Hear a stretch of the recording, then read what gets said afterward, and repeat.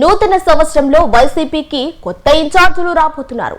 నియోజకవర్గంలో అందుబాటులో లేని వారు 2024 తర్వాత ఖాళీగా ఉన్న పార్లమెంట్ ఇన్ఛార్జీలతో పాటు అసెంబ్లీ ఇన్ఛార్జీల్లో కూడా కొత్త వారిని నియమించే అవకాశాలున్నాయి. వచ్చే కొత్త సంవత్సరంలో కొత్త నేతలు రంగంలోకి దిగే అవకాశాలు కనిపిస్తున్నాయి. రాష్ట్ర వ్యాప్తంగా వైసీపీ నియోజకవర్గం ఇన్ఛార్జీలను, పార్లమెంట్ ఇన్ఛార్జీలను ప్రకటించే అవకాశాలున్నాయి. 2026లో కొత్త నియోజకవర్గాల ఇన్ఛార్జీల ఆధ్వర్యంలో వైసీపీ నడిచే అవకాశాలున్నాయి. ఉమ్మడి నెల్లూరు జిల్లాలో ఇప్పటి వరకు ఉన్న నియోజకవర్గం ఇన్ఛార్జీలు, పార్లమెంటరీ ఇన్ఛార్జీలపై ఊహాగానాలు అందుకున్నాయి.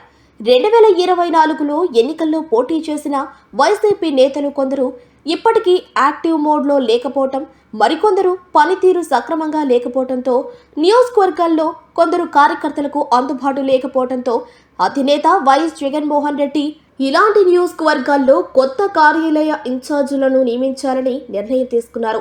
దీంతో నెల్లూరు పార్లమెంటరీ నుంచి మాజీ ఎంపీ ఆదాల ప్రభాకర్ రెడ్డి పోటీ చేసే అవకాశాలు కనిపిస్తున్నాయి.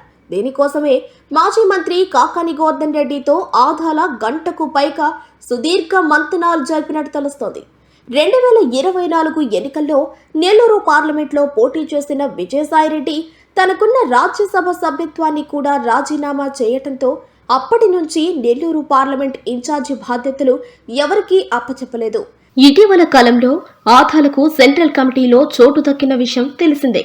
ఇది కాకుండానే నెల్లూరు రూరల్ నియోజకవర్గంలో మాజీ మంత్రి అనిల్ కుమార్ యాదవ్ కు బాధ్యతలు అప్పచెపుతారంటూ ఊహాగానాలు ఊపందుకున్నాయి.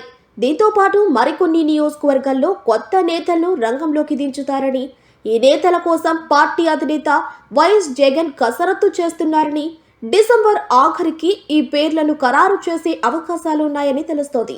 ఇప్పటి వరకు నియోజకవర్గ ఇన్ఛార్జీలుగా ఉండి పార్టీ సమస్యలను, కార్యకర్తల సమస్యలను పట్టించుకోకుండా ఉన్న వారి వ్యవహారంలో జగన్ కాస్త కఠినంగా వ్యవహరించే అవకాశాలు ఉన్నాయని, ఈ నేపథ్యంలోనే అన్ని జిల్లాల్లో పార్టీ ఇన్ఛార్జీల్లో కొందరిని మార్చాలనే నిర్ణయంతో జగన్ ఉన్నట్టు తెలుస్తోంది. దీంతో అనేక మంది ఆశావాదులు అధినేతను సమన్వయం చేసుకునే పనిలో పడ్డట్టు సమాచారం.